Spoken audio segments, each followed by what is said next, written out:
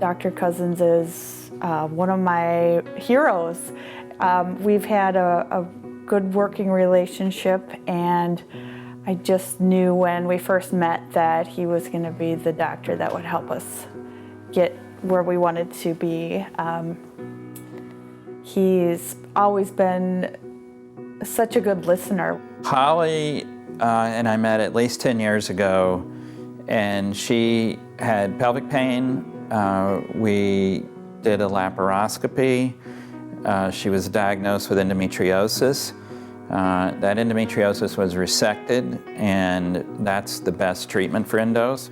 Studies show that both for pelvic pain or infertility, resection of the endometriosis is the best. It gets the best outcomes.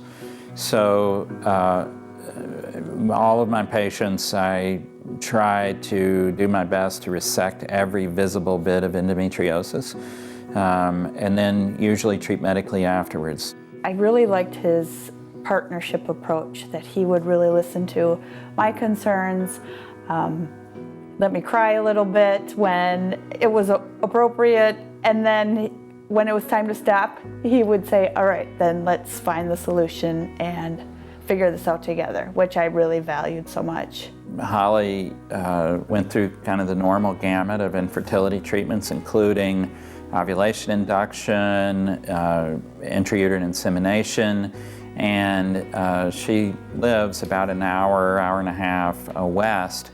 So a lot of those treatments were for appropriate timing, cycle timing, so that we could get the best scenario for conceiving. And she still had problems.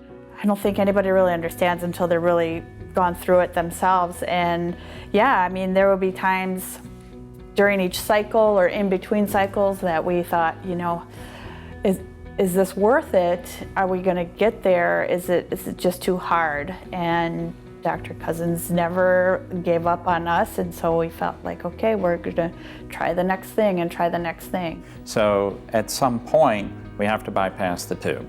And that was the decision that she and her husband went through after about 5 years of trying, was to move on to IVF. But the great thing was when I found the clinic online that I was interested in pursuing for IVF, right away I called Dr. Coussons and I said, hey, I found this. They're doing things a little differently. What do you think? And he said, let me do some research too on my own and I'll get back to you. And when he came back and said, I agree, I think this is something that could work for you and then help me get there.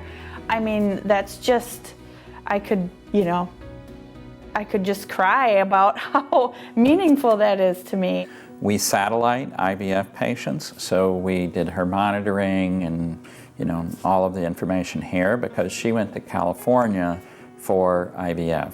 A lot of our patients go shorter distances, but she chose a clinic in California because the goal was to do a very minimal stimulation and utilize all of the embryos. She was successful and had her first child in around 2015, and then a second one in 2016. She was completed with a family, and then we did definitive treatment of endometriosis, which was hysterectomy and ovary removal, because the goal of treating endometriosis is to remove the estrogen. It's the fertilizer that makes it grow.